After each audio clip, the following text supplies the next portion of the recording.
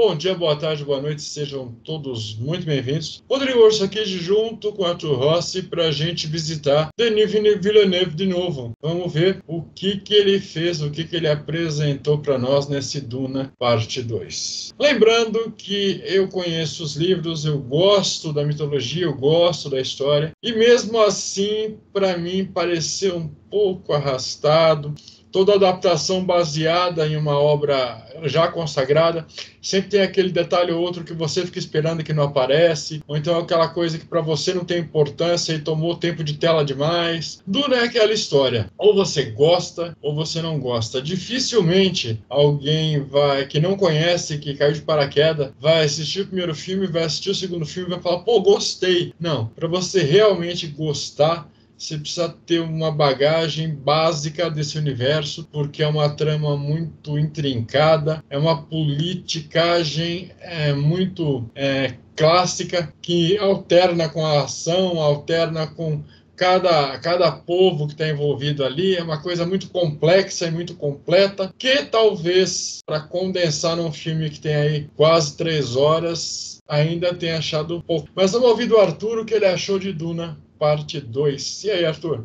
Você sintetizou muito bem muita coisa que eu penso, né? Porque, primeiro de tudo, vale lembrar que esse filme ele é uma sequência direta do primeiro filme. Não dá para assistir ele sem assistir o primeiro, se você não quiser ficar perdido. Assista o primeiro filme para assistir o segundo. De preferência, assim, não com um tempo não tão espaçado. Porque, como eu assisti o primeiro já tem muito tempo, e eu assisti agora o segundo, eu tive que fazer meio que uma lembrança dos acontecimentos finais do primeiro, porque eu já não lembrava tão bem. Então, ele é uma conexão direta, é muito importante citar isso, é uma conexão direta e bem profunda com o primeiro filme. Então, não adianta você começar a assistir o segundo, sendo que você não assistiu o primeiro. Vale assistir o primeiro. Outra coisa que o Orso falou que também é bem importante lembrar de Duna é um filme essencialmente sobre política. Eu acho que é mais sobre política do que sobre ficção científica. Ele é um filme de política ambientado num cenário completamente bem diferente do que a gente está acostumado. Eu acho que ele chega a ser... Ele tem uma vertente que nem o Star Wars, que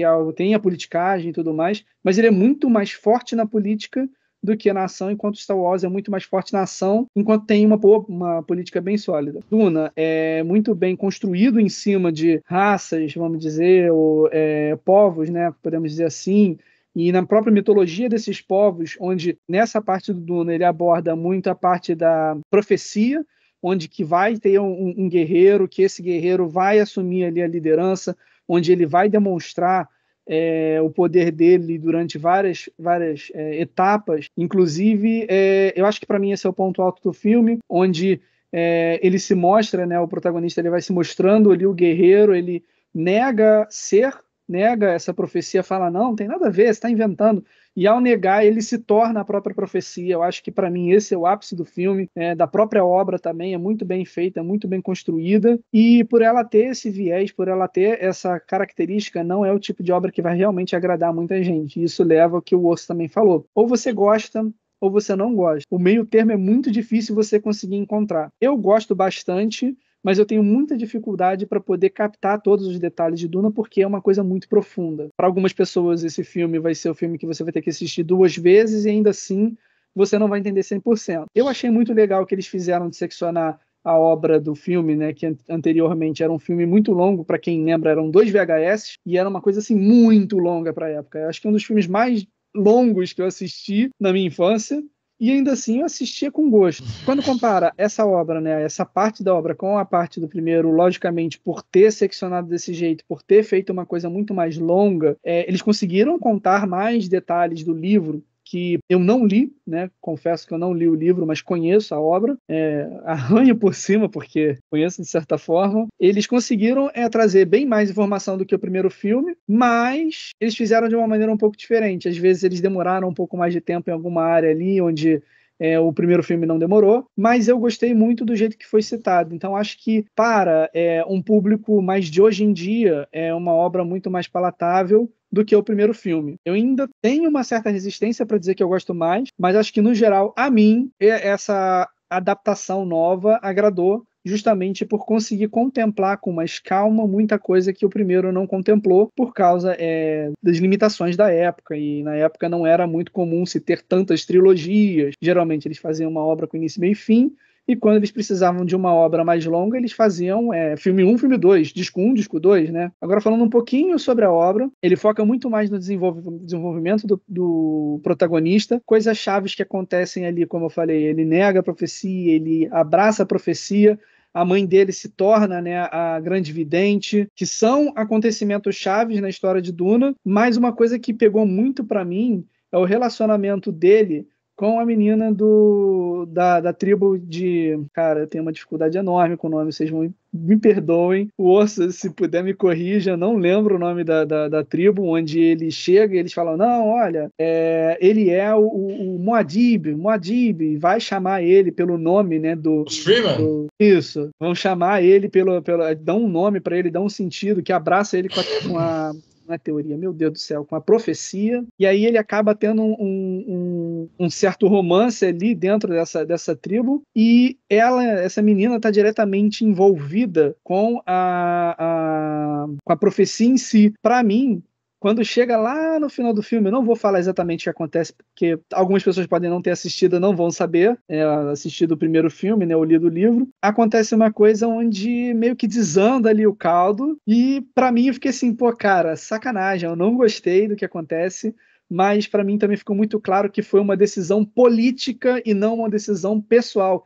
E eles conseguiram traduzir isso de uma maneira que ficou muito interessante, muito fluido pra mim. A gente consegue sentir a dor das pessoas envolvidas, tanto do menino quanto da menina, e eu achei que ficou muito legal. Eles conseguiram fazer um trabalho muito bem e respeitar a obra original, mesmo nessa segunda sequência. Então, assim, parabéns para todos os atores, parabéns pro diretor, conseguiram adaptar com respeito à obra original. E você, Orso, parte para tu aí, que você vai ser muito mais técnico do que eu, hein? Eu acho que você sintetizou, você deu um overview interessante. Primeira dica para você que vão assistir Duna, seja o parte 1, seja o parte 2, é o tipo de filme que não compensa assistir sozinho. É legal assistir com uma galera, assistir com amigos. Verdade. É o tipo de filme que você precisa parar tudo e prestar atenção. Porque ele é complexo o suficiente para já dar nó na nossa cabeça. Então, se você deixar o filme passando e deixar ele te assistir, claro que você não vai gostar. Claro que você não vai entender nada. E por que é legal assistir em galera? Porque acabou o primeiro filme, conversem sobre isso. O que você entendeu, o que você achou, o que você não entendeu. For o caso, reassistam, marquem de assistir de novo. Então é uma obra para ser consumida sem pressa. Cada detalhe está ali por um motivo, cada detalhe faz parte de uma narrativa ou de uma esfera maior.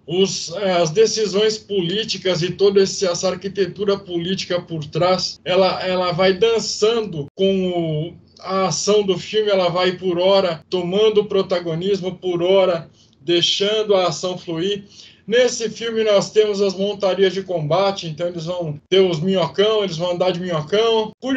Curiosamente, lembra bastante as criaturas que nós encontramos em Star Wars. Verdade. Então, são talvez a mesma espécie, talvez uma obra homenageando a outra, uma vez que as duas são da década de 70, então não se sabe se quem veio primeiro, se o ovo ou se a galinha, mas o interessante é que essa referência está bem clara. Se você espera ação desenfreada, você pode se decepcionar. Tem muita ação, tem muita coisa legal, tem uma coreografia de batalha muito interessante. A galera se camufla no meio da areia, você vê que o povo começa a brotar de tudo que é lado. É muito interessante como eles incorporaram esse deserto como o universo deles, quer dizer, eles estão totalmente adaptados a esse sistema, adaptado a como tirar o melhor possível desse lugar inóspito e até a domesticação das criaturas. Eu acho que ainda tem muita coisa para acontecer, não oficialmente acho que não saiu nada ainda, mas imagino que o Villeneuve vai trazer uma parte 3, porque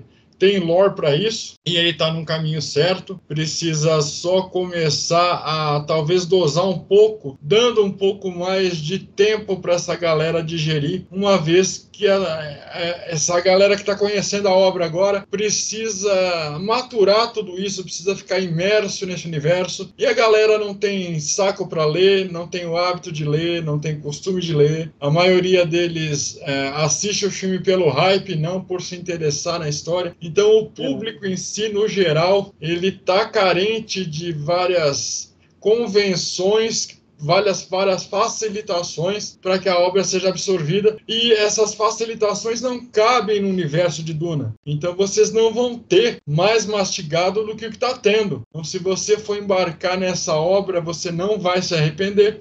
Mas você só tem que entender que é o tipo de filme que você precisa se entregar à experiência. Vai ser muito interessante, vai ser muito válida. Vários pontos me agradaram também. O final que o Arthur colocou realmente ele é impactante, vamos dizer, impactante. Você vê as coisas tomando um rumo que precisariam tomar. É aquela velho dilema. Você vai fazer o que precisa ser feito ou você vai fazer o que você quer fazer? Então é basicamente isso. Então, assistam Duna Parte 2. O filme tem 2 horas e 46. Aí, se você imaginar as quase 3 horas do primeiro filme, só aí já dá praticamente quase 8 horas de filme. Então, tem bastante coisa para assistir. Gosto da Zendaya, gosto do Timothée Chalamet, gosto dessa galera. O Dave Bautista tá bacana. Christopher Walken como Imperador tá muito interessante.